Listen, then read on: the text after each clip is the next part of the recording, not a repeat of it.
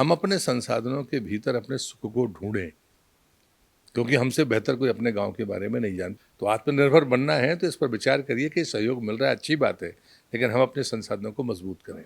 3 दिना को एक बड़ो कार्यक्रम मध्य प्रदेश में भव आत्मनिर्भर पंचायत विकसित समृद्ध मध्य प्रदेश को भाई साहब जो है 3 दिना के एक बढ़िया आयोजन को का निकले सार।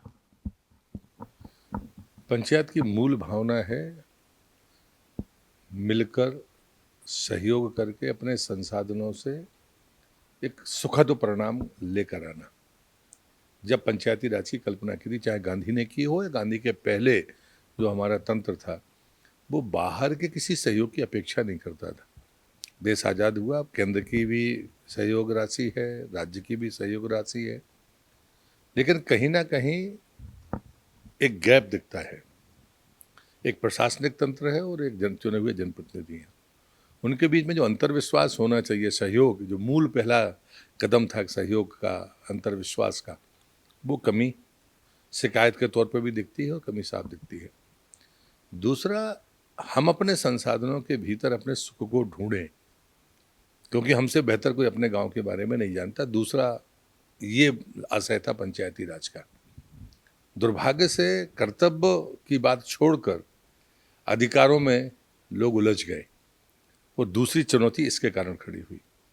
तीसरा है कि हमने अपने संसाधनों के बारे में सोचना ही बंद कर दिया, क्योंकि बाहर से जो राशि मिलती है वो इतनी बड़ी दिखती है कि हमारे मूलभूत जो असेट्स हैं या जो संपत्तियां हैं, परिसंपत्तियां हैं, उनकी तरफ हमारा ध्यान नहीं है।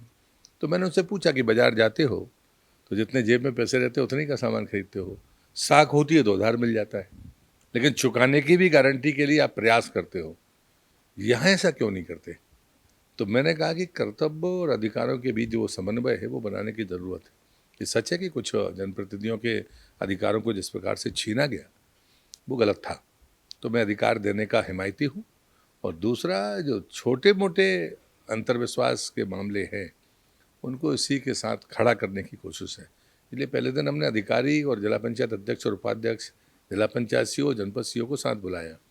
माननीय मुख्यमंत्री जी का मैं आभारी हूँ, जो हमारे वरिष्ठ मंत्रीगण जिनने ग्रुप मीटिंग्स की, क्योंकि मुझे 4-5 मुद्दे बड़े गंभीर लगे थे, तो वो ग्रुप डिस्कशन उन्हीं मंत्रियों की अध्यक्षता में हुए हैं।